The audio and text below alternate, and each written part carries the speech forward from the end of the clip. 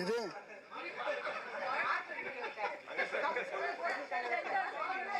ஐயோ இது நான் ஏதோ பயந்துட்டேன். நீங்க எல்லாம் ஒரே மார்க்னா வந்துட போறேன். ஓகே, தப்பு எல்லாமே தப்பு தப்பா போகுது. இருந்தாலும் குட் ஈவினிங் எவ்ரிபடி. இந்த கான் சிட்டி படம், இந்த டைரக்டர் ஒரே ஃபோன், சார் இது ஹிட் ஆயிடுச்சு, அதனால நீங்க இது வந்ததுன்னு தெரியல போனதுன்னு தெரியல, இதுக்கு போய் என்னையா விழா கொண்டாடுறீங்க, அசிங்கமா இருக்குது வதிரன்னு. இல்ல இல்ல எங்க இருக்கீங்கன்னா, நான் ஆபீஸ்ல தான்மான. உடனே வந்துட்டாரு. வந்தவர் என்ன செய்யறாரு, ஒரு 1 lakh ஒர்த் இருக்கிற ஒரு ஃபோன், ஐபோன் கொண்டு வந்து கொடுக்குறாரு.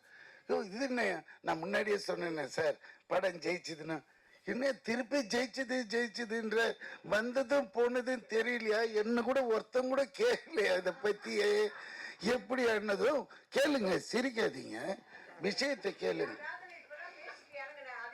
நீங்க பேசிட்டீங்களா? நீங்க பேசினது இது வேற மாதிரி இருக்கும். தப்பா? ஆமா, இல்ல இல்ல என்னடா இதுல என்ன விஷயம்னா, அப்ப எடுத்து வைக்கிறாங்க டேபிள்ல கணக்கு, தியேட்டர் இவ்வளோ பண்ணிச்சு, ஓடிடி இவ்வளோ பண்ணிச்சு அப்படின்னது நம்மளுக்கே தலை சுத்திடுச்சு. என்னடா தெரியாம இந்த படத்தை சின்ன படம்னு சொல்லிட்டேன், ரொம்ப சாரி ஹரீஷ்னு அது இருக்கிறானே.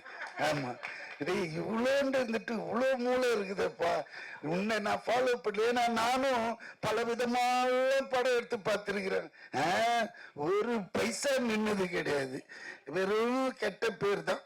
ஆனா இவன் ஒரே படத்துலங்க எல்லாத்தையும் எடுத்துற, என்னன்னா மல்டி இது டேலண்ட்.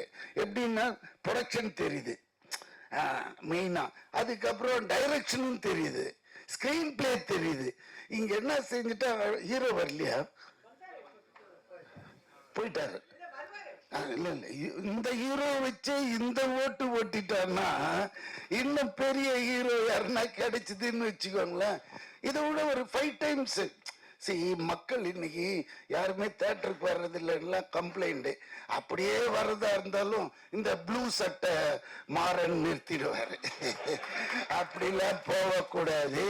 இந்த படத்துல அது இல்லை இது இல்லை, அவன் பட்டன் போடல, வெறும் காட்டிலே போய் ஓட்டிட்டானுங்க. இவரு போனாருன்னு தெரியும். நான் அவரை குற்றம் சொல்ல, அவரோட சுபாவம், அவர் அதுக்காக படைக்கப்பட்டவர், அதனால அது தப்பே இல்லை. நான் என்ன சொல்றேன்னா, நம்ம படம் எடுக்கிறதுக்கு முன்னாடியே அவர்கிட்ட கதையை சொல்லி, ஐயா இது ஓடுமா, எப்படி என்னாச்சு அப்படி கேட்டுட்டோன்னு வச்சுக்கோங்க, அவரோட அப்ரூவல் வாங்கிட்டு போன மாதிரி ஆயிடும், பேசவே முடியாதுங்களே, புரியுதுங்களா? அப்புறம் இன்னொரு விஷயம் சொல்றேன், கலெக்ஷன் 23 ஜனநாயகன் ரிலீஸ், நம்ம முதல்வரோட படம். அந்த படம் ஆல்ரெடி லீக் ஆயிடுச்சு. ஆனாலும் அவரோட டைஹார்ட் ஃபேனுங்க எனக்கு டைரக்டா சொல்றாங்க, பார்க்கல, நாங்க தியேட்டர்ல தான் பார்ப்போம் அப்படின்றாங்க. எனக்கு அது கேட்டதுமே ஆட்டம் ஆடிட்டேன்.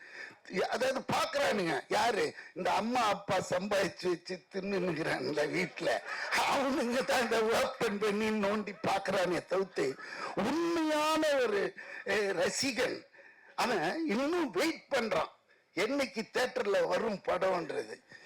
அநேகமா ப்ளூ சட்டையும் பார்த்துருக்கோம். சொல்லுங்களேன்.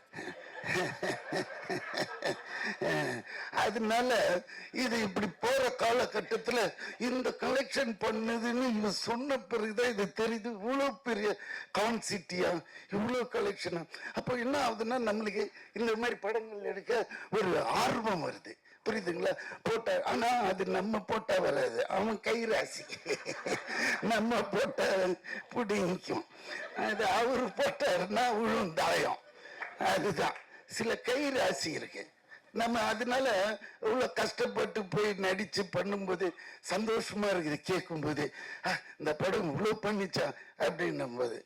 அதனால அதுக்கப்புறம் வேற என்ன சொல்றது, இதுதான் மெயின். நான் அப்புறமா வரக்கூடாதுன்னு இவர் சொன்ன இந்த விஷயம்லாம் கேட்டதும் நம்மளுக்கே ஒரு புல்ல அரிக்குது இப்ப கூட. அதனால தான் வந்துட்டேன் நான். வேற என்ன தலைவா?